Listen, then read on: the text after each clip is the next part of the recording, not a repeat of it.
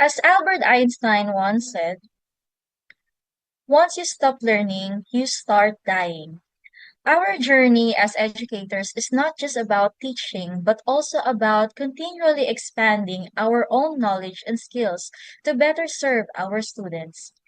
Good afternoon, dear teachers. It is a privilege to be with you once again as we continue this shared commitment to growth and excellence in education. Today, I am delighted to welcome you to the master classes for kindergarten and grades 1, 4, and 7 teachers across all learning areas. Your tireless dedication to shaping the minds of our future generations is truly admirable. We are here to support you in this endeavor, ensuring that every opportunity for professional growth is embraced. Let us use today's session to deepen our knowledge, not just for the benefit of our students, but to continue our journey as lifelong learners.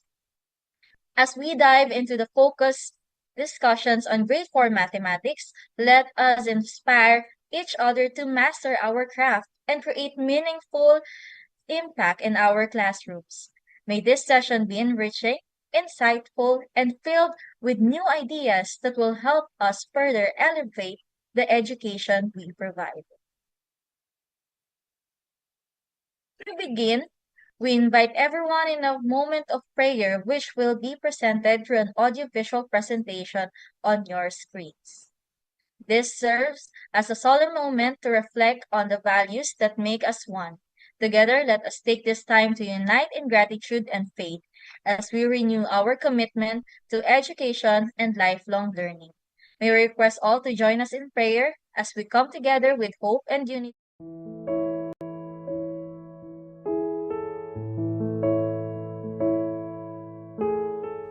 O God, the Creator of the heavens and the universe, you are worthy of our praises. In you alone we pray and submit ourselves, for we are nothing without you. We humbly ask for your forgiveness and mercy. Dear Lord, we gather here today with the intent of doing good in thy name. Guide us to the right path. May our efforts be blessed with insight, understanding, wisdom, and respect for all. May our deep faith in you give us strength to act honestly and well in all matters before us. Amen.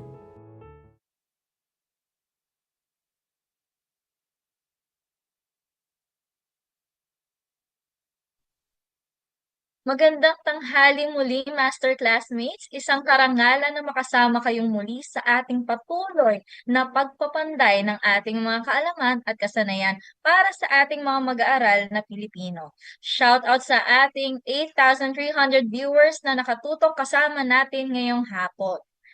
Meanwhile, this training for teachers is streamed simultaneously with the other divisions who have partnered with NEAP in delivering these master classes to our public and private school teachers in the entire country for free, especially in mathematics for grades 4 and grade 7. Master classmates, let us light up the social media with learning. Capture your most inspiring masterclass experiences and post them on your social media accounts. And do not forget to tag us and use our official hashtags. Hashtag NEAP Leads Learning, hashtag Elevate with NEAP, hashtag NEAP Deep Dive, and hashtag Master Learning with NEAP. Let us fill the digital space with stories of growth and inspiration. Start sharing now. At this juncture, let us take a moment to ensure that everyone is all set for a smooth and enjoyable experience. As we are gathered here virtually, it is important that we stay connected and engaged, not just in the learning, but also in making sure we all have the best possible experience. So, master classmates, allow me to share a few quick reminders to help us navigate today's online space with ease. Let us make sure we are all ready for a productive and seamless session. First, for our daily attendance, please ensure that your name and PRC ID number are correctly encoded, as this will be used for verifying your outputs and generating certificates. Second, daily evaluation for CPD units. To qualify for CPD units, participants must complete the daily evaluation form provided at the end of each session. The morning group has until 12 midnight to submit, while the afternoon group can submit until 12 noon the next day. Our PMT will be delighted to read in-depth thoughts so participants are encouraged to expound on their answers. Now here is a quick instructional video on how our daily value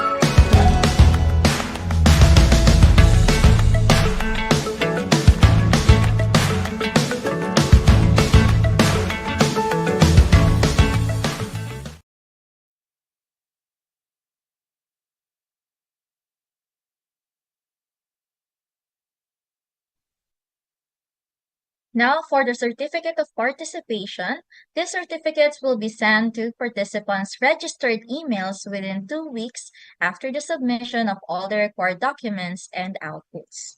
For the compliance reminder, participants who do not complete the required outputs will not receive a certificate from the masterclass. And now for the collaborative expertise opportunity, participants are encouraged to share the topics from the master classes at the school level to earn a certificate of recognition through the collaborative expertise.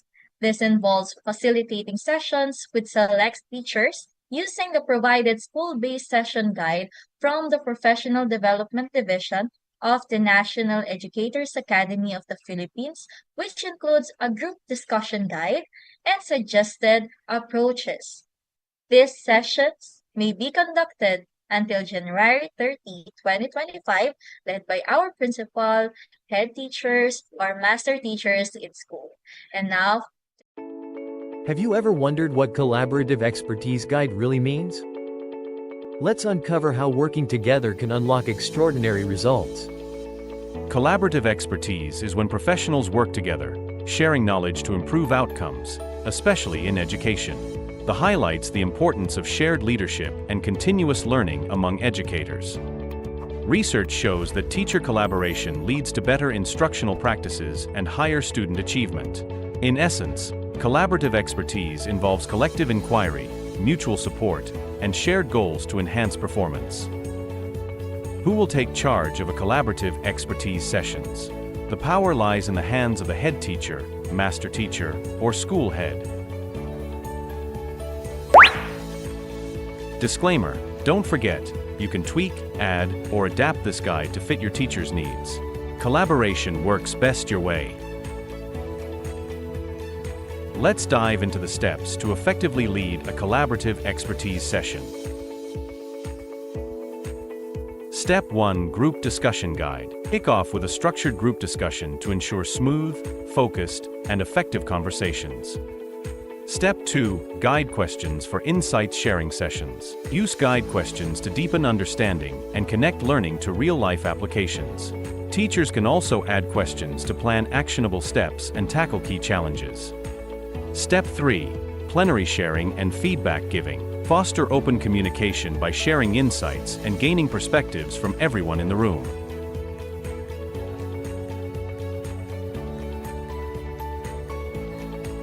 Step 4. Wrap-up activities. End on a high note.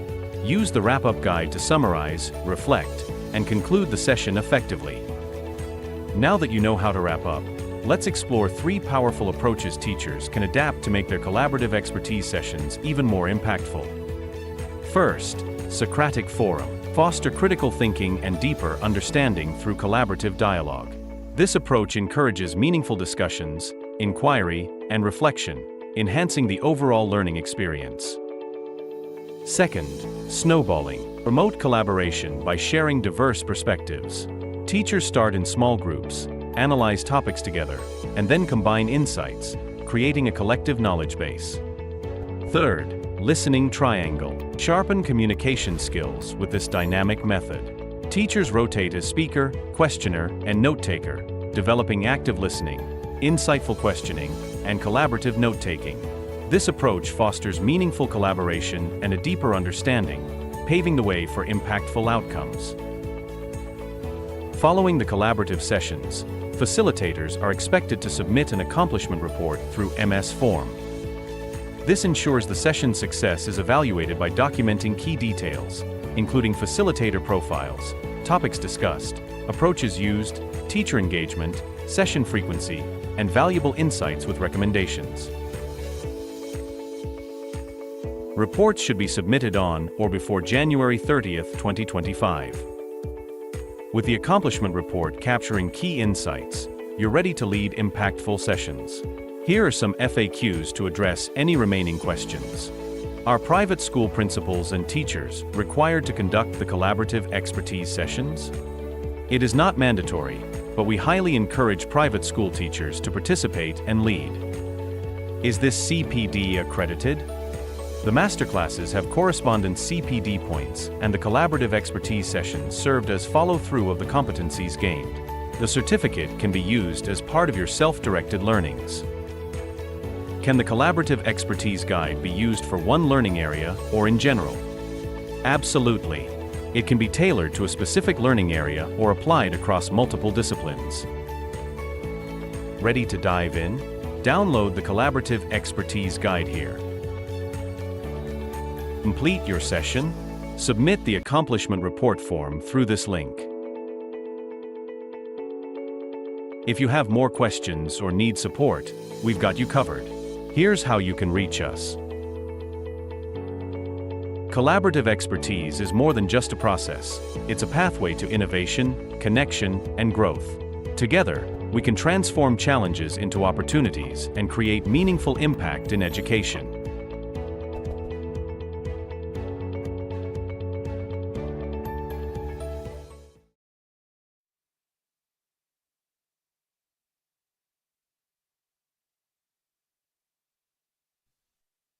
Meanwhile, before we dive into today's discussion, let us take a moment to revisit the highlights from our previous masterclass session. We explored making mathematics relevant to the learners, bridging the concepts to reality, where we delved into the importance of connecting mathematical concepts to real-world scenarios. So we discussed strategies to help students see the practical applications of mathematics in their everyday lives. So such as the real-life examples from business and even the technology. Additionally, we explored interactive activities that engage students in problem solving and critical thinking, helping them develop a deeper understanding of how math impacts various fields. By incorporating these approaches, we aim to empower learners to appreciate the value of mathematics beyond the classroom.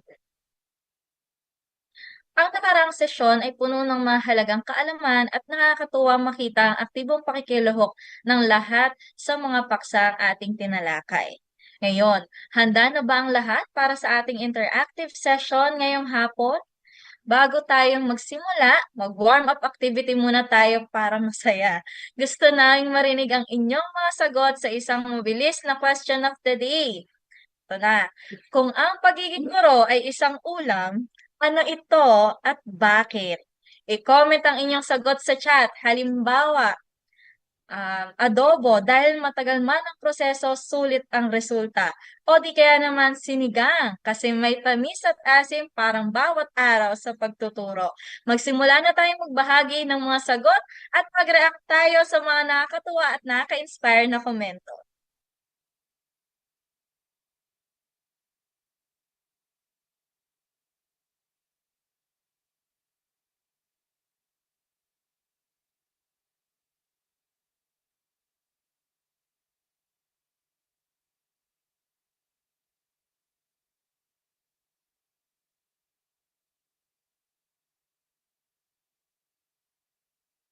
So, habang naghihintay, napakaraming mga guro mula sa iba't ibang parte ng Pilipinas ang nanonood sa atin ngayon.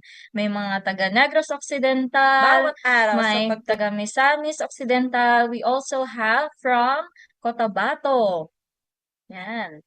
Sige, maghihintay tayo ng mga sagot ng ating mga guro.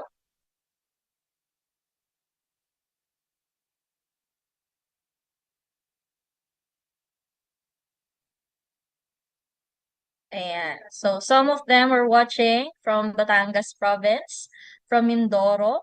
We also have from Davao de Oro. Ayan. Siguro nag-iisip pa sila kung ano nga ba um, ulam kanilang naiisip na pwedeng uh, may connect sa pagiging isang guro. Ano? Okay.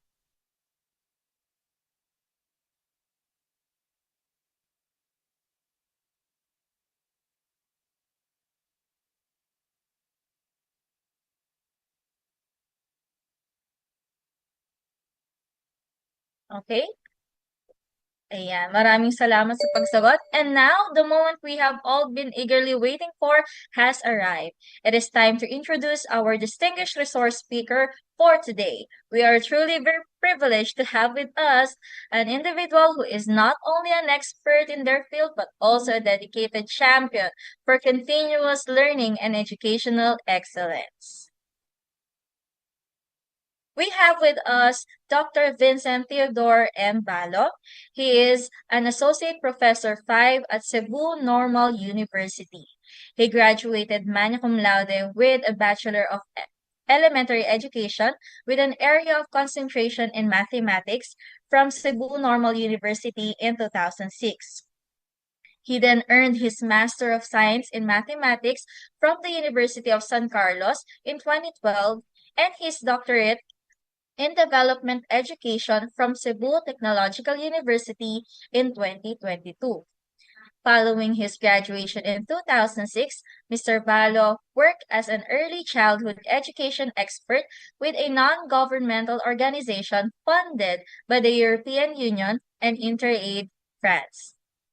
In 2008, he joined the Integrated Laboratory School of CNU as a math student teaching mentor.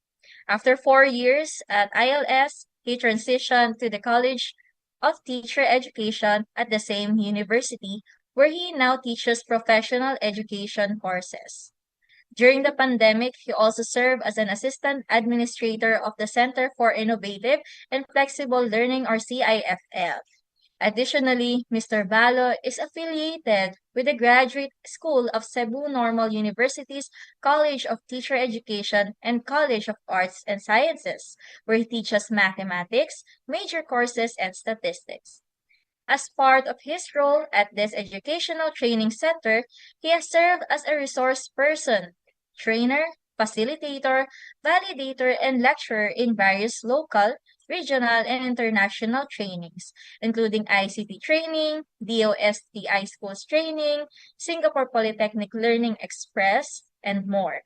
In addition to his teaching and training roles, Mr. Balo has published and presented research both nationally and internationally.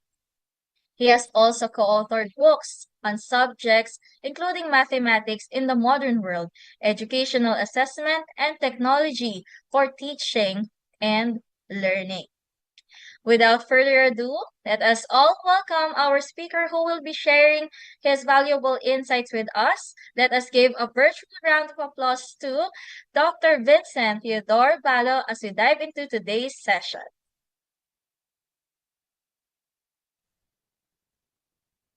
Thank you so much, Ma'am Dia, for that kind introduction. First and foremost, I would like to thank everyone for inviting me here, most especially National Academy, National Educators Academy of the Philippines, and the Department of Education for this momentous event. It is such an honor and pleasure to be part of the team as one of the resource person in the master classes, most specifically in grade 4 mathematics. So allow me to share my screen first.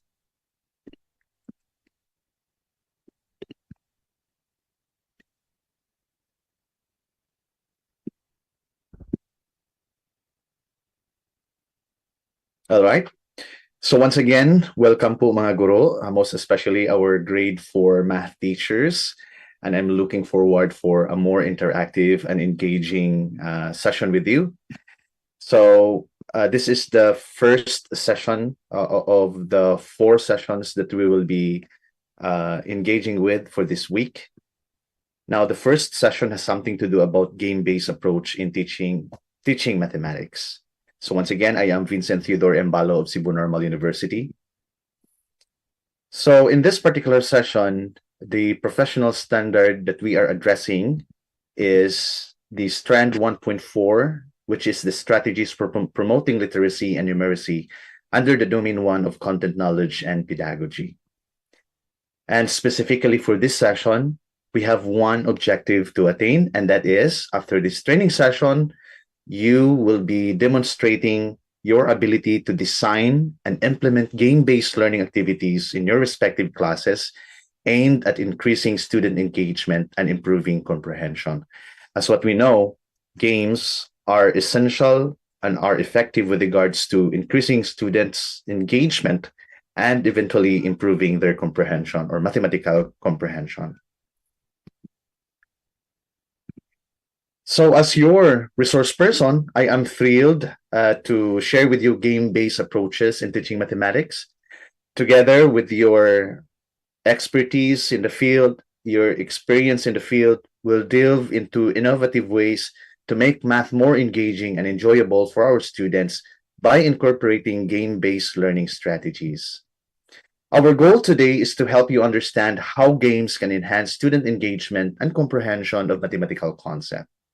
Through hands-on virtual activities, discussions, and collaborative design, we'll explore how to effectively integrate games into your teaching practice to create a more dynamic and student-centered learning environment.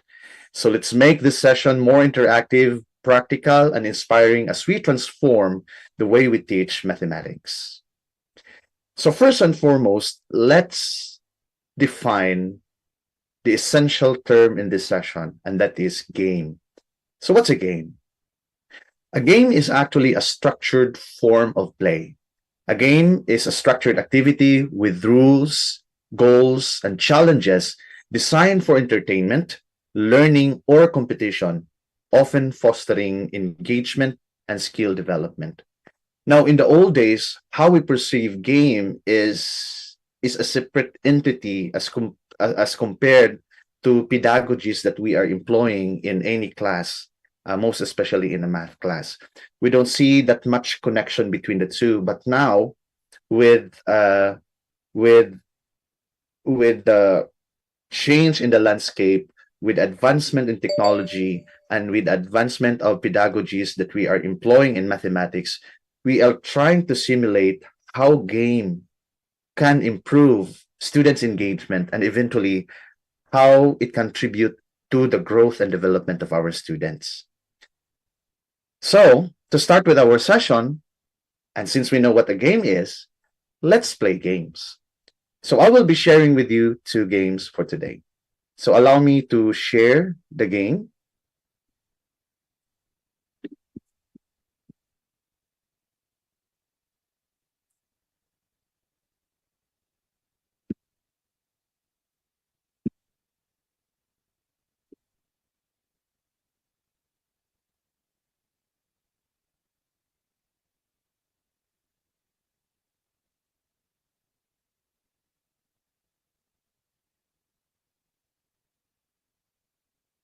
All right, so I hope you are now seeing the math bingo game. All right. So let's play. So I'll just click this one and I can select subjects. So in this case, I'll select math and I can also select a topic or an operation in this case. So I can pick two or more than two. So let's just say I'll take addition and subtraction and then you proceed. Then we can also select which level of difficulty do you like to experience. So for start, let's pick easy. And you can also select the size of your grade. So let's take 4 by 4. All right. So as what you have noticed, we have here an expression at the bottom. So you just have to evaluate or find the sum or difference. So 10 minus 2, that is 8. So as what you have noticed, there are also several 8s here. So it is not only appearing once, but it appear more than once. So you have to select which could be or which could give you more edge or more advantage later on. So let's just say I'll pick this 8. All right, so that's correct. Next item, 10 minus 1, that is 9. So let us say I'll pick this 9. Next, 9 minus 4, and that is 5. Let's say I'll pick this 5. 10 minus 5, that's another 5. So let's pick this. 9 minus 1, that is an 8. So I'll take this 8. And then 8 minus 1, that is 7. 7. 6 plus 2, and that is 8. Where's there's the last 8. We are not still forming any pattern, so you just have to continue. So 2 plus 4, that is a 6. So we have this one. Actually as a linear pattern or a column pattern. Okay. This is math video game. So let me share with you another game.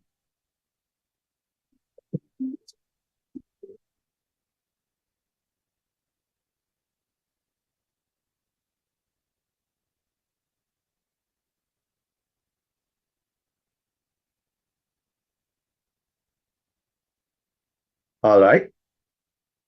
So I'm actually using the same site, so you can actually access it whenever you are interested in using this in your respective math classes. As what you have noticed, I can select many games that are related to mathematics. It has also some suggestions as to which grade level you can employ these games. So let us say I'll pick Math Fact Shootout. All right. And then just hit the play button. Oh. So this is how like a basketball modification to accommodate math. Let's just click go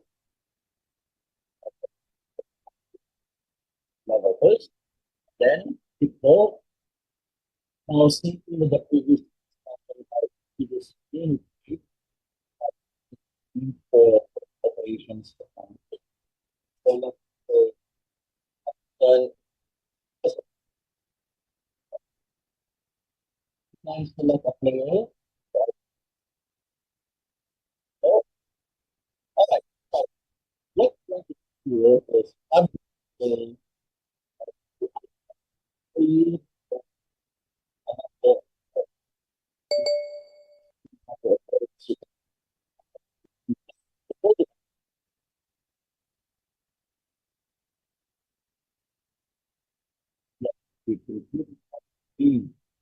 applicable. The So what we see,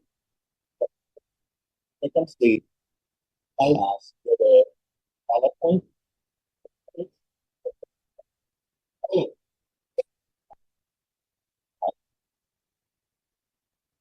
C plus zero, that is two. Let the yes, let 9 plus 0. Okay. So you will that is not for use that to big number of people. 9 plus 0, that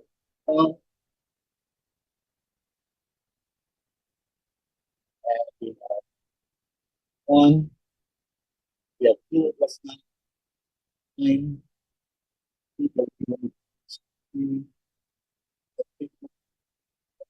equals.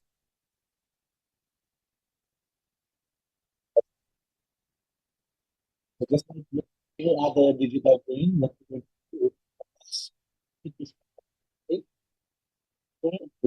on the circle of ours, we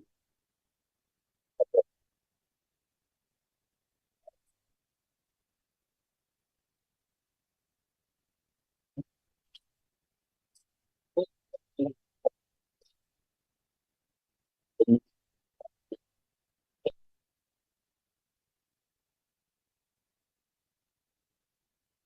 topic, just like next,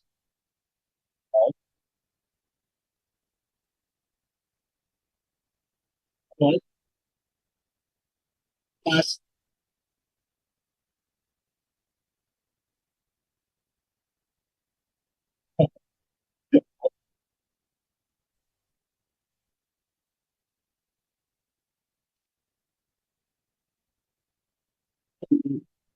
play games like this.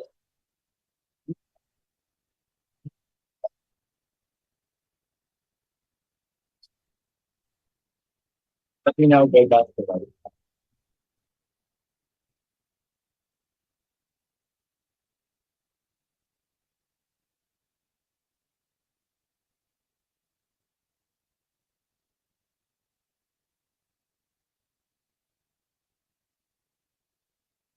All right. So I hope you can clearly hear me now. So for those part wherein the audio is too loud, my apologies for that. But don't worry. What is important is you're able to witness how a game could be employed in a math class. Now, but what you are seeing at this session is just a portion of what game or the potential of game in learning mathematics. Later on, we can explore on other modalities. We can explore on other formats of game, but still can use to improve academic performance or the learning of mathematics.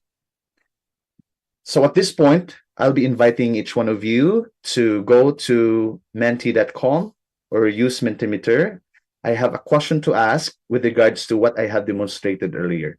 So in your browser, kindly key in or type menti.com and then key in the code 69152424. Or you may also scan the QR code here, then you will be redirected directly to this site. All right, so once again, go to menti.com, then key in the code 69152424. So the question that I would like to ask is, can you describe the games I played earlier? And what are the words that you can use to describe the games I played? All right. So you can type 3 words, at most 3 words, but you can also make another submission if you have many words in mind.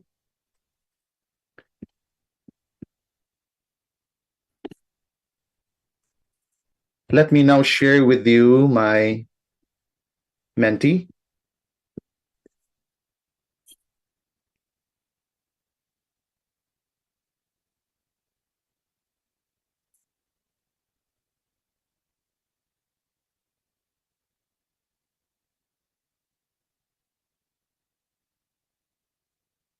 All right. Wow. I am overwhelmed with what I'm seeing. Wow, nice. So we have 1,819,000. I'm talking about thousands. So 2,000. Give more ideas.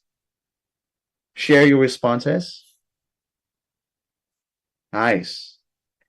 So as what you have noticed, the common words that we can identify from your responses are fun, engaging, interactive. So more or less, these are the three. All right. The other words are somehow related to these first three words. All right. So just keep pouring your ideas. Okay. So more or less, it's that the responses are stable, fun, engaging, interactive are the most dominant or prevalent words to describe those games. So once again, thank you so much for sharing your answers. Let me now go back to my slide.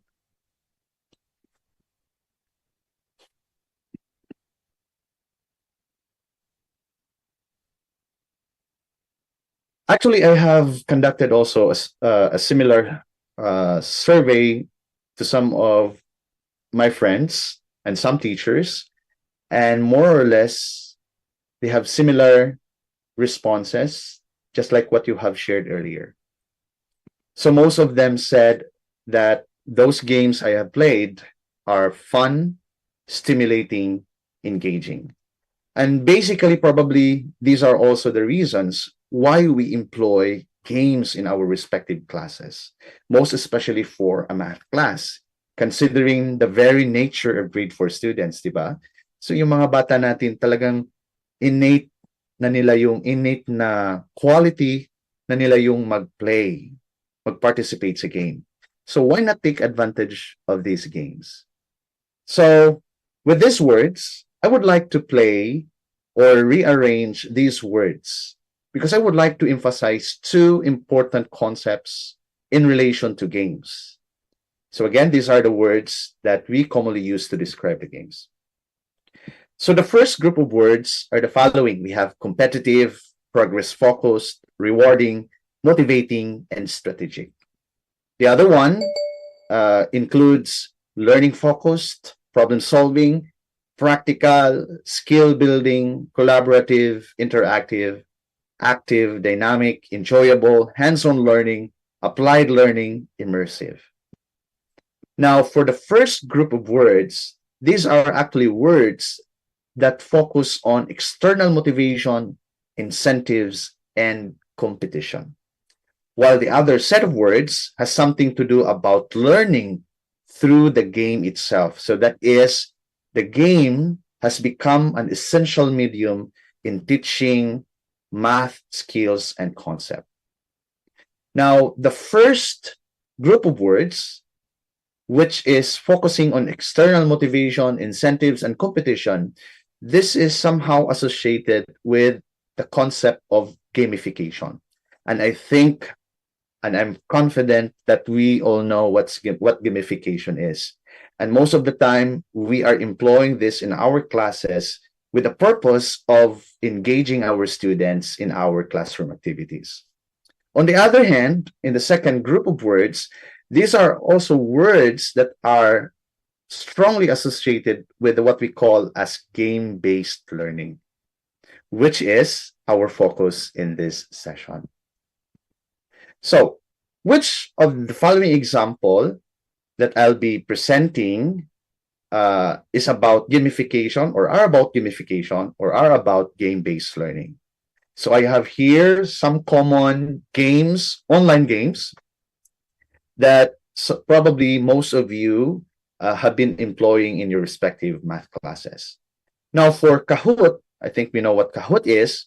Basically, what you will be doing here is you have questions, ordinary questions or common questions in math, and then you make it interactive by integrating game mechanics in the process. So student can earn points. For those who can respond quickly, will earn more points. And eventually we can identify who got the most number of points, so on and so forth. And basically, you are now gamifying a non-game scenario.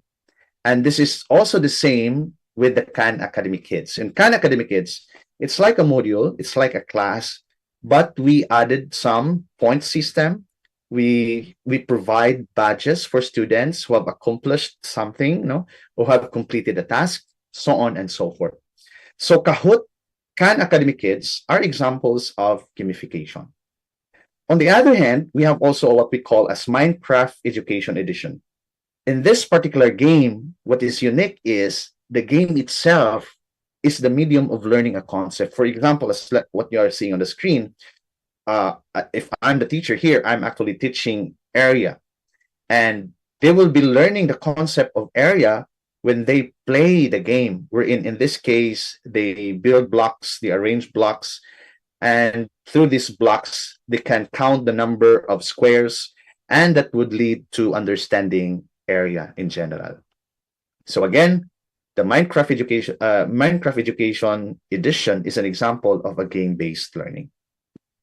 So our focus for today is not actually gamification, although it can also be an added idea on my talk, but I'll highlight the idea of game-based learning.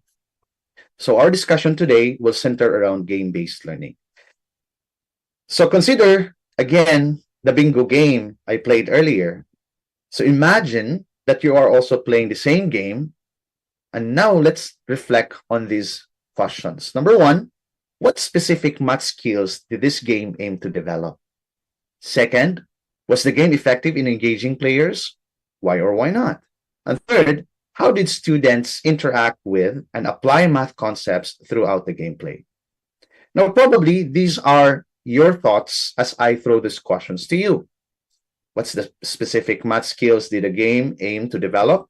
Probably you would say, sir, it's about number recognition. Obviously, for a grade 4 student, it is very important for them to know and recognize numbers, which is 1, which is 2, so on and so forth, or else they cannot perform the required operation. Second is arithmetic skills, which I believe to be the highlight in that particular game. So in that case, they learn about addition and subtraction. And you can also add other operations or concept in mathematics, depending on what topic or what your competency or objective is. And of course, they can learn about pattern recognition. Like, for example, they have to strategize when they can create row pattern, column pattern, or diagonal pattern, which are needed for them to win the game. And lastly, critical thinking and mental math. Yes, you don't have, or students have the opportunity to do the math mentally. So they don't have actually to get a paper and do the computation and all, but in this case, they have that provision to solve and play the game using mental math. And at the same time, as what I have said, to win the game, they have to strategize which number they have to choose. Just like what I have emphasized, there are many 8s, there are many 2s. So which number could be selected for them to make a pattern? And that requires critical thinking. Now let's proceed to the second question. Was the game effective in engaging players? Why or why not? So the game is highly effective in engaging players, and I think that's obvious. As long as it's a game, I think it's our human reaction that we have to give all to it. We have to be part of that game. We have to enjoy it. No? There's fun in it. So what could be the reasons why it is highly effective in terms of engaging students? Number one, in its interactive nature. So it involves active participation, making it more exciting than traditional worksheets. Next, it's a gamified approach. Players are motivated by competitive and fun element of trying to achieve bingo. So as what we know, as we recall our childhood days, when it's game, it is associated with fun. And At the same time, competition or healthy competition is highly encouraged. And again, that would trigger our interest and curiosity, and of course, our motivation to participate and to be involved in that particular game. So, what's the game effective in engaging? Another answer could be the adaptability. So, the difficulty can be adjusted to suit different age groups and skills or skill levels, making it inclusive. Just like what I have demonstrated, I can choose an easy level, medium level, or difficult level. So, it depends on the kind of students. If they're ready to take the challenge for the difficulty part, then they can just pick that particular option. Next, immediate feedback. So as what I have also demonstrated, that if they click a wrong answer, there is a prompt informing them that they made a wrong choice. So they have to rethink and find the correct answer. So here, players get quick results when their answers are called or checked, keeping interest high. And take note, in the context of assessment, feedback is very important, because feedback will help our students polish and improve what is needed to be improved. Okay? Because if there is no feedback, the tendency is they will assume that what we have done is correct. All right? And again, feedback is important. Next, how did the student interact with and apply math concept throughout the gameplay? So during the gameplay, students likely interact with math concepts by, one, actively solving problems. So they can they actually solve the problem by trying to make a pattern, whether a row pattern, column pattern, or diagonal pattern. Next, collaborating or competing with peers. Now, we have the tendency, if it's a game, we compete, no? We want to be the best. We want to be on the top.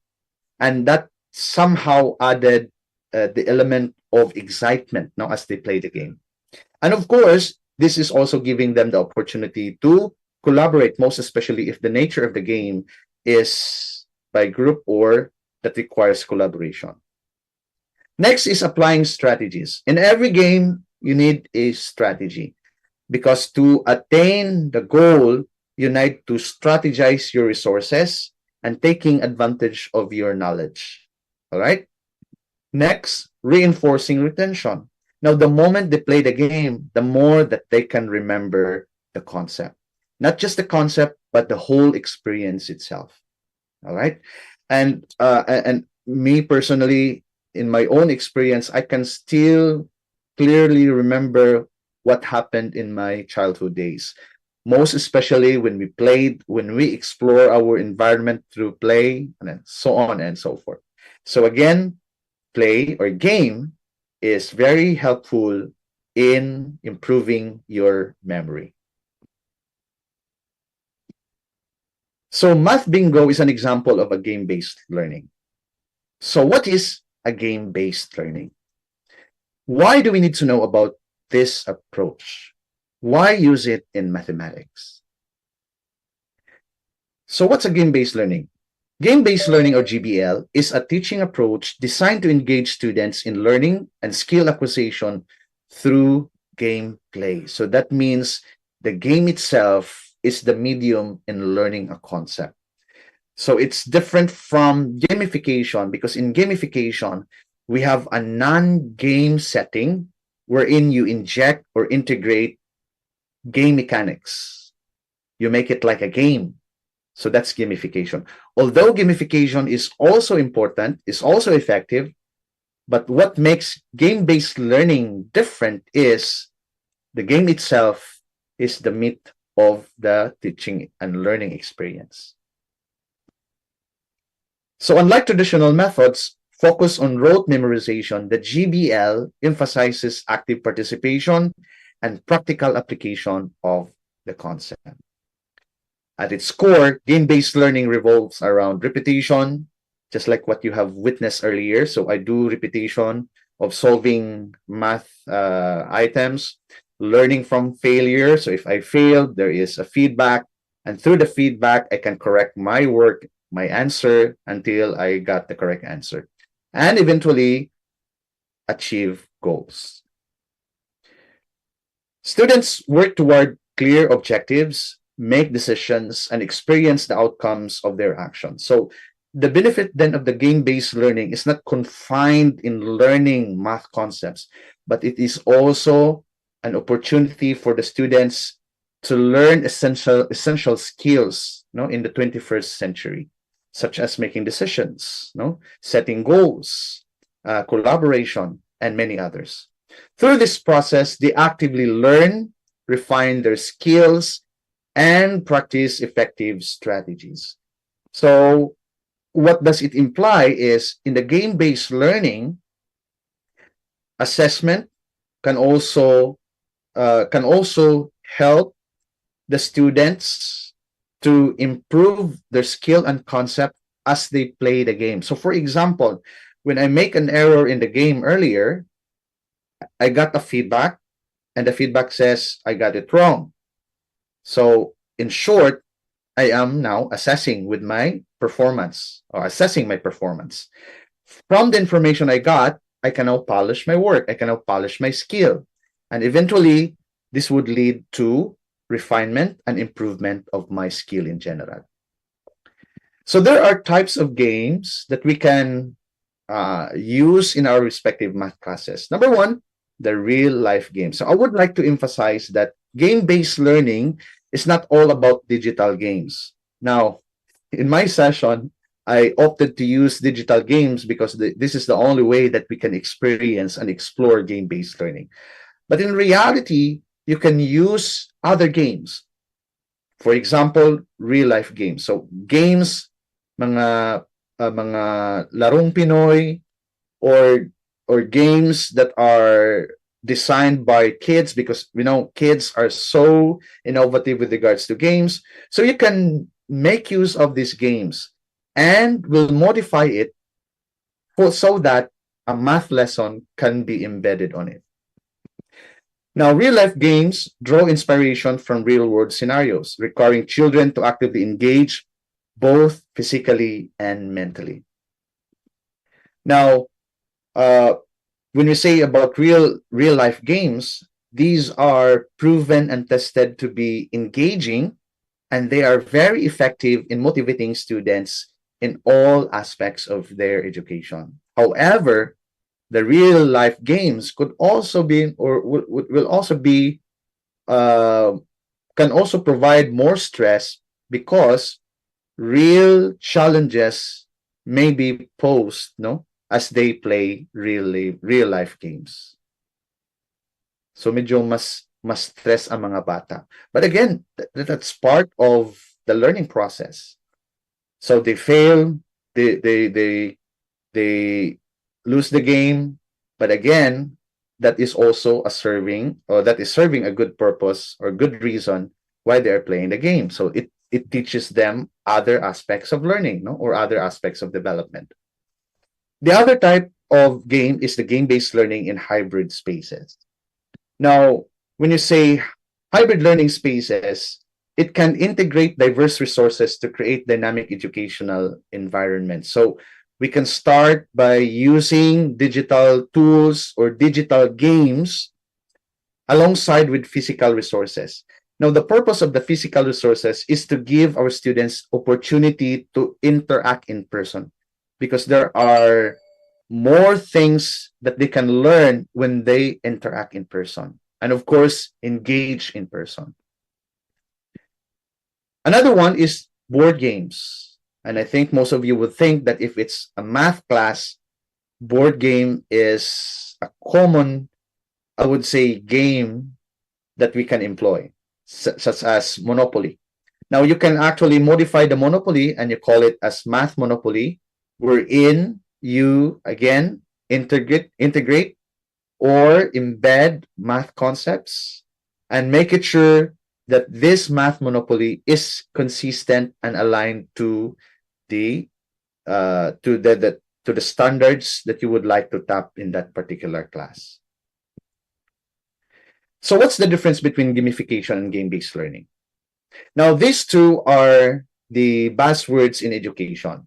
And sometimes, or probably for some of us, we see the difference, or we see them just as one concept, but actually they're different.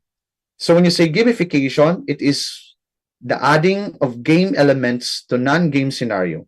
So for example, you use badges, experience points to a lesson. And in gamification, more or less, or it's likely motivate the students intrinsically. In this case, they're aiming for points, or they're aiming to be the winner in that particular tasks. And assessment is not within the game. More or less, like for example, since the original is non-game, the the assessment is embedded to that non-game setting, while the game elements are added to it just to feel like there is game on it, no? To feel like it's a game, no? Or to make it more engaging and motivating for the students to participate. And of course, in the gamification, game-like aspects are adjusted to fit the lesson content. So it's different, no? Because what we are uh, uh, what we are actually adjusting in gamification is the game, no? So the game itself, you keep the task, the original tasks, and then you adjust the game mechanics. On the other hand, the game-based learning is, as what I have said, it's the game itself. The game itself is the medium for teaching and learning the math concept. So here, as an example, we have Minecraft, Minecraft Education Edition, wherein you teach a specific learning objective using this game. And usually, these games are designed to be intrinsically rewarding, but it is also intrinsically rewarding, most especially if there is a reward. I mean, there is a point that they can earn, or there is a recognition that they, I would say, attain, no? When they complete the tasks. And of course, assessment is in game. The assessment itself is embedded in the game. And by the way, the details on the assessment in relation to game-based learning will be discussed by tomorrow, which is actually my second topic. So lesson content is adjusted to fit the game. So the game is more or less is there, but you just have to tweak the content to make it part of that game. So that's the game-based learning. So I have here a video uh, showing to you how to roll out a game in a math class.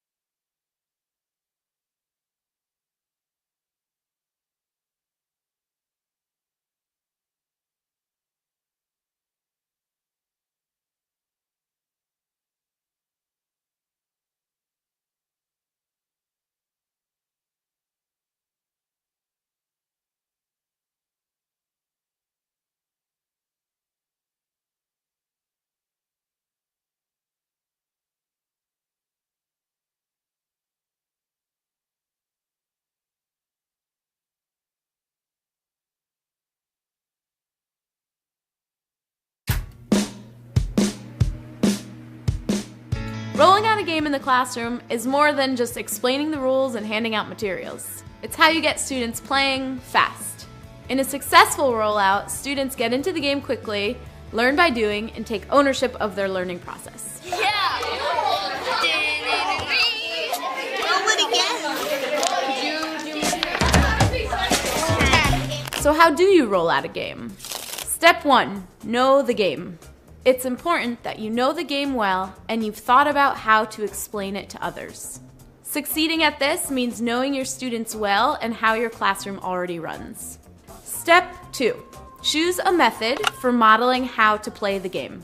For board games or card games, try a fishbowl format.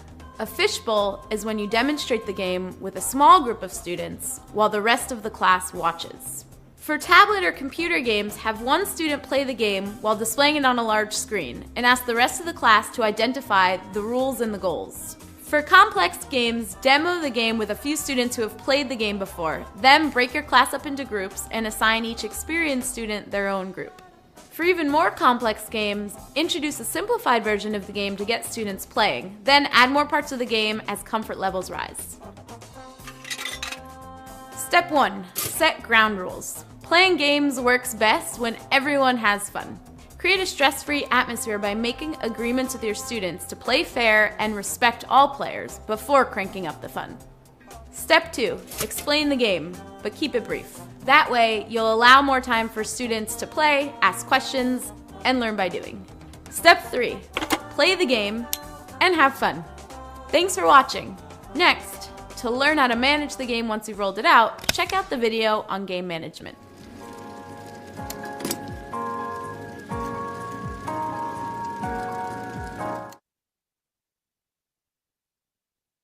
I'm gonna go back to my slide.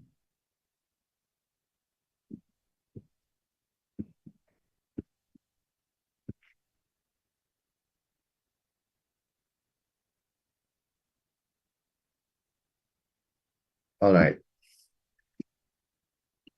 So I hope you learned something from that video.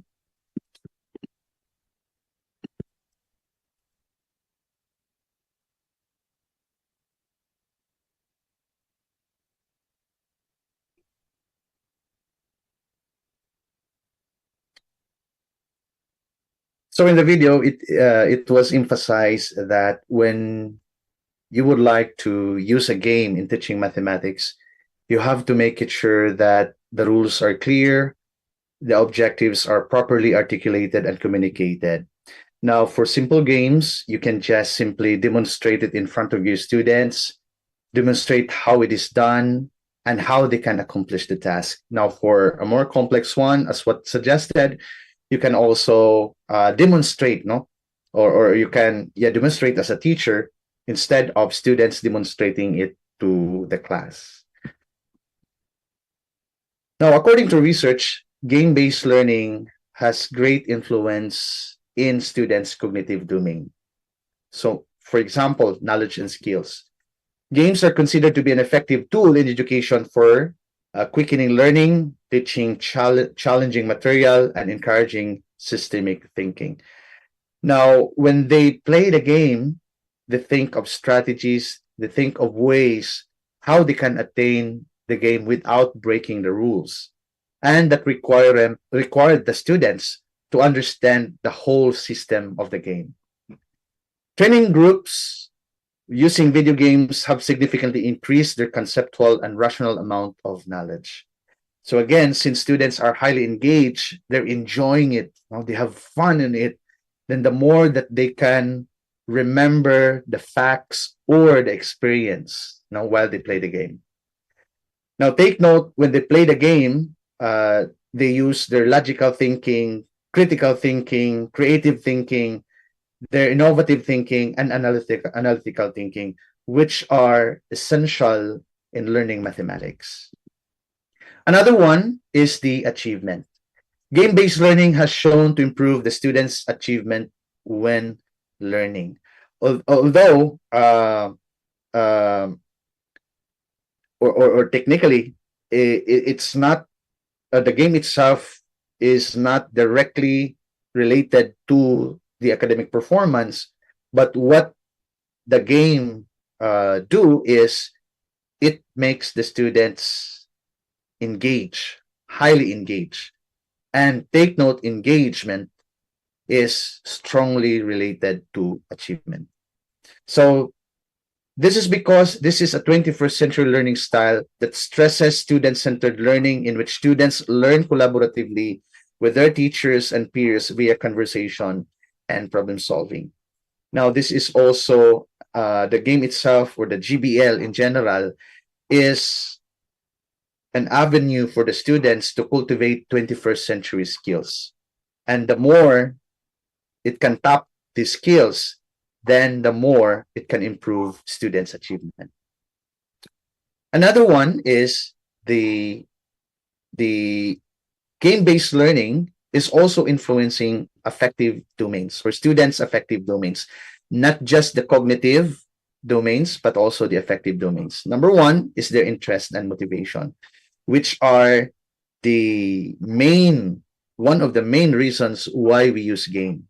Educational games improve interest and concentration, improving the students' learning. Games also stimulate motivation because of its impact on cognitive development, affective skills, and emotional and social states of the students. Now, in fact, most experts would say that game is part of our growth and development, or it's an essential tool for learning and development, or growth and development. That is why when we're still young, the more engaged and the more we play, the more we do games, then the better our opportunity to cultivate the skills, the interest, the motivation, and other skills. Next is engagement. So engagement, as what I have said, it is not it is not, I would say, directly, or it's a direct, or has a I would say, it's not an academic performance, but it is a behavioral attitude that greatly affect academic performance. Okay, and in fact, this is positively correlated with students' learning outcomes, and part of it is their academic performance. Next is attitude. Game-based learning affects knowledge gains in addition to mathematical accomplishment. However, affective factors like students' attitudes and beliefs about mathematics and its teaching are also crucial component of mathematics education, because they can have a significant impact on the students' mathematical abilities and future mathematical learning, or mathematics learning. Now, as what we know, most of our students are not so interested about math because they see math, or they perceive math as a boring, or they find it difficult to connect on what is expected to happen in the real world. So in short, connection sometimes is missing, no? Connection between what they're learning in math and the things that they are experiencing in the real world. But through games, we can somehow bridge, or create a bridge between the two, or that connection between math concept and the real world environment we're living in. So when we incorporate game-based learning, most especially for grade 4, we have to consider the following. Number one, clear learning objectives.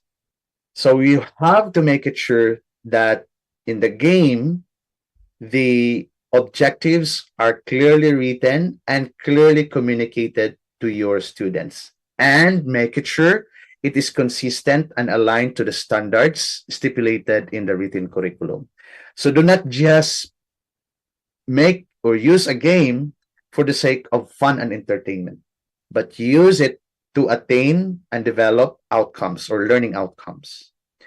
Next, objective-driven gameplay. So ensure that students understand the learning goal of the game, whether it's mastering a specific math operation, enhancing logical reasoning, or practicing pattern recognition.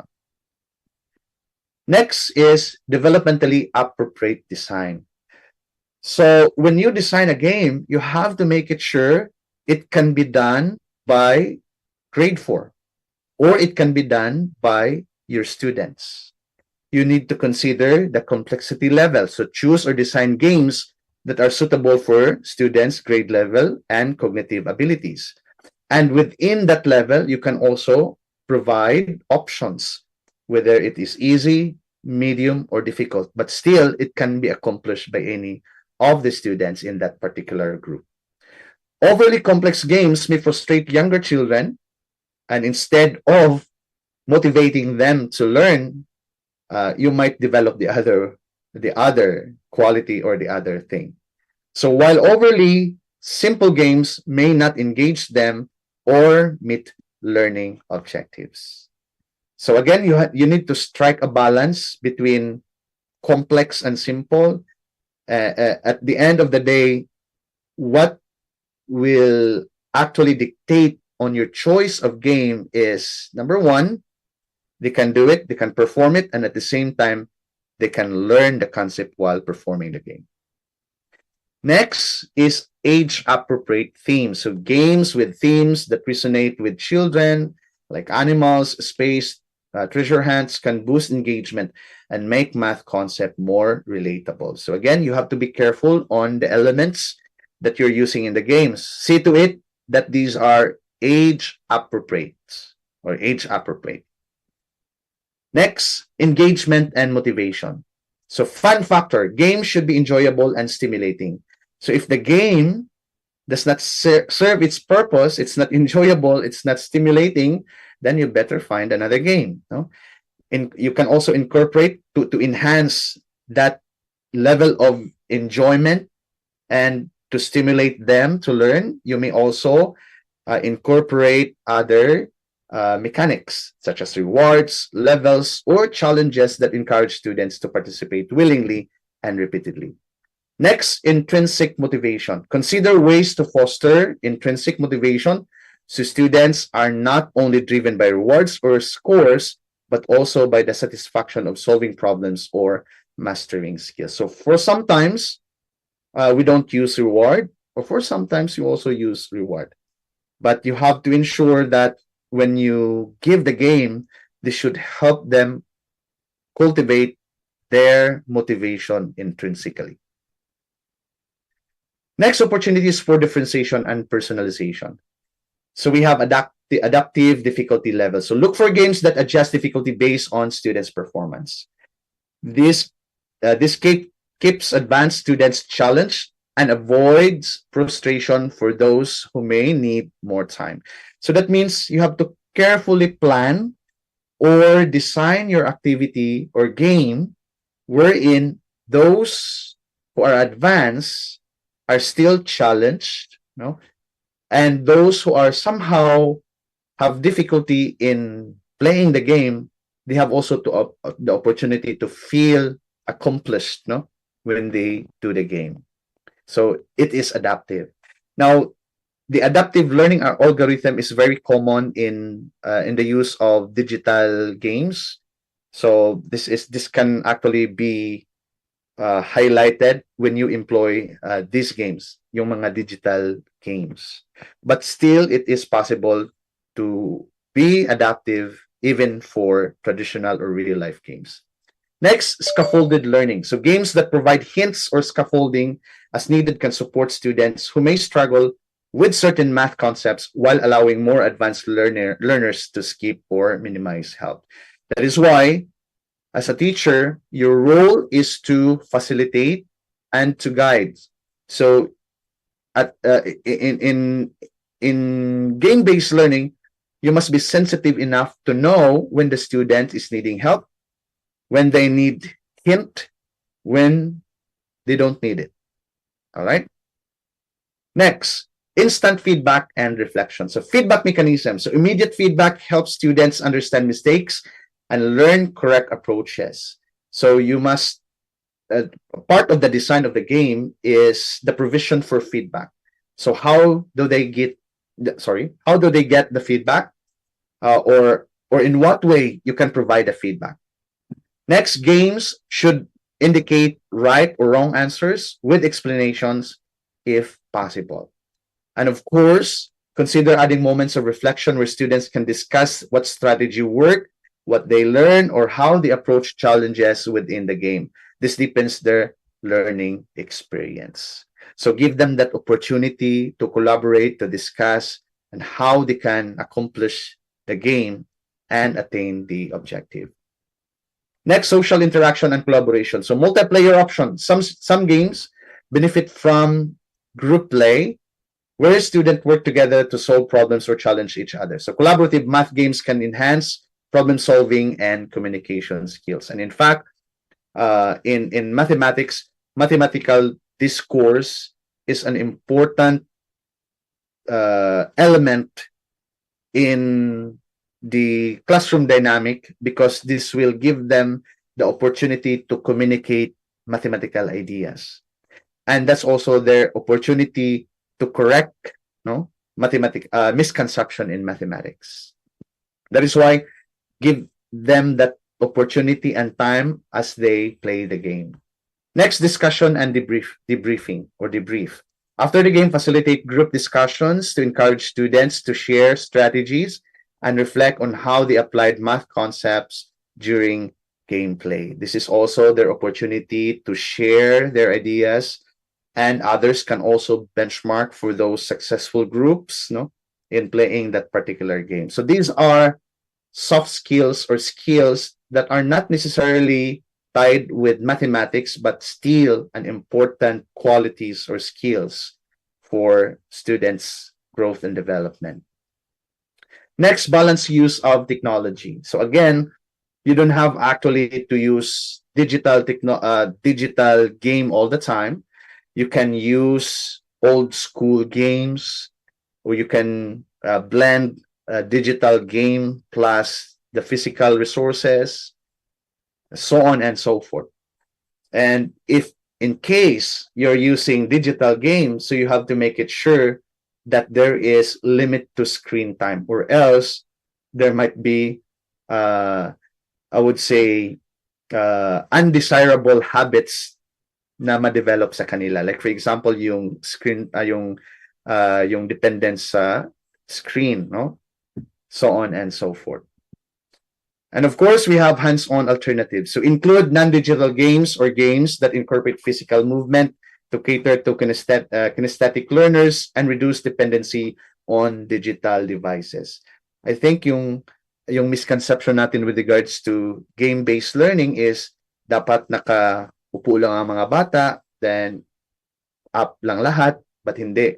You can still use yung mga physical na mga games. And in fact, one of the types of the games I highlighted earlier is the real-life games.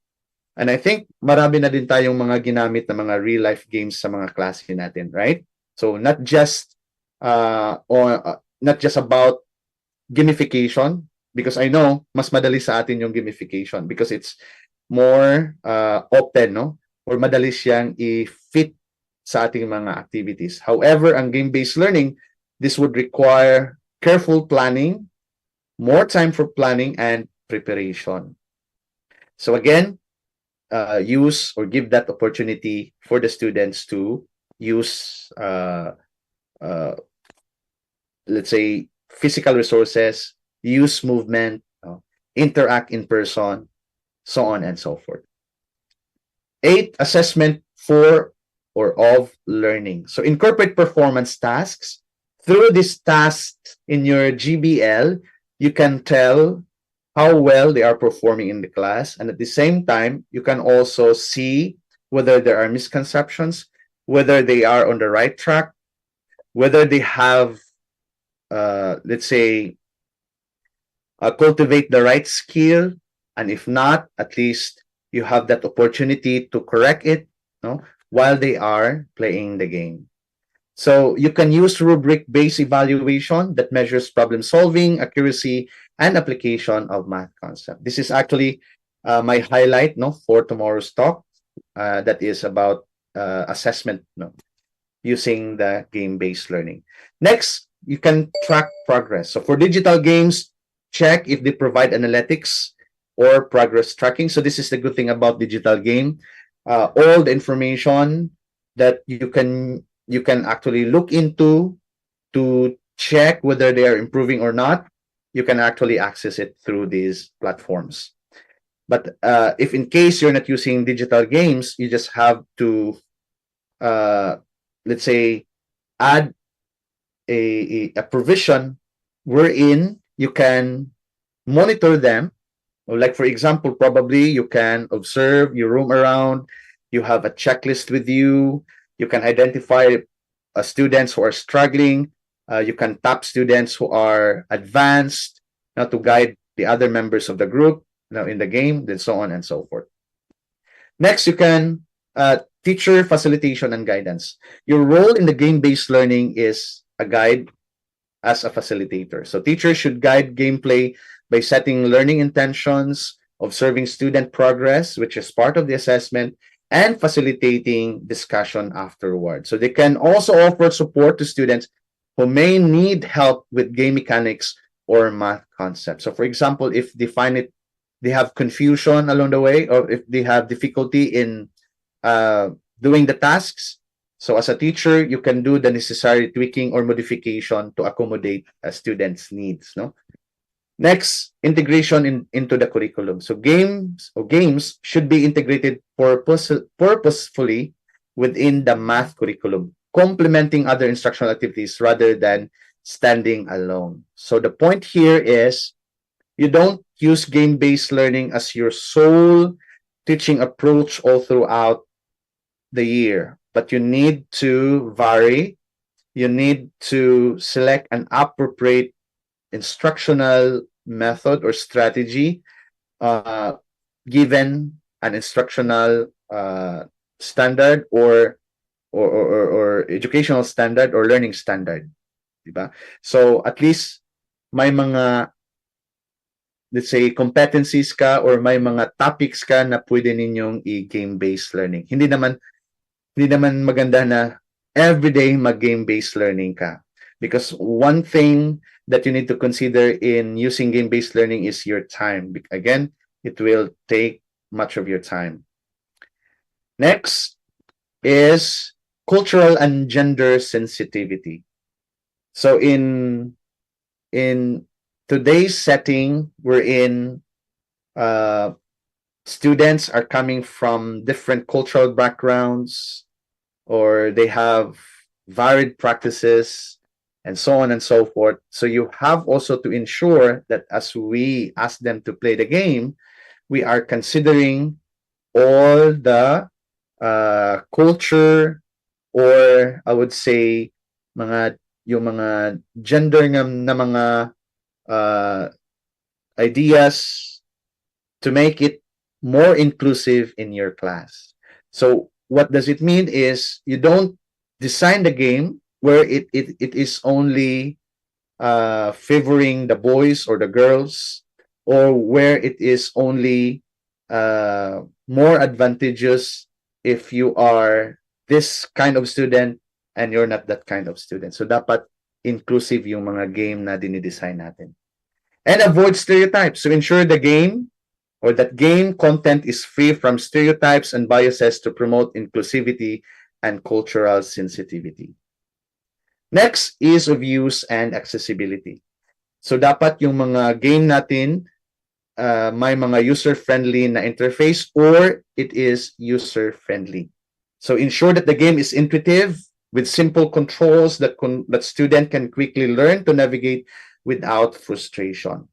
And even though parang intuitive na yun kung paano gagamitin or gagawin nila ang game, it is also encouraged that you demonstrate the game first. Do not just simply say, may game po tayo ngayon, ito yung game natin, and then you do it. No. So you have to give the right instructions. You have to set the objectives. You have to inform them on what is expected to be done for them to be successful in playing the game. Next, accessible features. Consider games that offer accessibility features such as larger text, audio options for instructions, and colorblind friendly design to accommodate all learners. I think this is true to all instructional materials, no?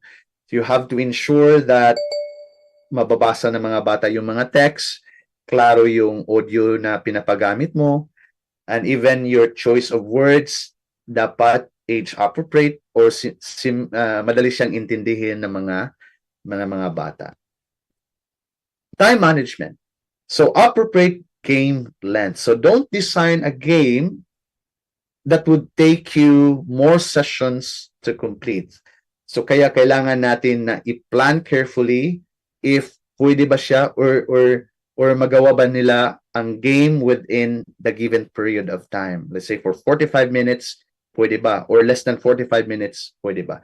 If it's pwede, then you can use that game.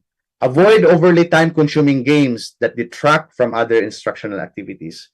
Ang enemy mo dito is yung, ang problema natin dito pag nag-overtime na kayo in doing the game-based learning is masasacrifice mo yung ibang mga instructional activities mo that are also equally important. All right? Next, structured playtime. So decide when to introduce game-based activities. Are you going to use it as part of your warm-up? Or is it part of the reinforcement or enrichment? Or is it part of the concept development? Or is it part of the drill? So it's up to you. Just again, make it sure that it will serve its purpose. Like for example, what's your objective? Dapat ma-attain natin yung objective na gusto mo ma-attain. All right? So if maganda siya for enrichment, you give it for enrichment. If maganda siya na gamitin to for the students to appreciate a concept, then give it as part of the concept development part. Next is how do we or what are the possible games na pwede nating gagamitin sa grade 4 class natin. So these are content standards and learning competencies taken from the grade 4 curriculum. Like for example, we have the addition and subtraction bingo, which I demonstrated earlier, no? So ito yung mga competency na ma-address niya. Another is itong tinatawag natin na 101 points. So ito yung pangalan ng game. So how do we play this game? Divide the students into 2 teams. Each team takes turns in rolling a die. And then the goal of the game is to add up numbers to reach as close to 101. But you can also do the necessarily modification. So if you would like to increase the number, let's say 1001, you can also do that one. So depending on what objective you would like to set, no, for this particular class. So ito yung mga standards or competencies. Next, mayroon din tayong math twister. So it's in a traditional twister game, add number labels such as 123, 123, 454, 715, and 156. Then instead of saying right hand on blue, pwede mo sabihin na right hand on. Next, 454 minus 123. Mayroon din tayong math or left hand on 715 plus 156. Okay.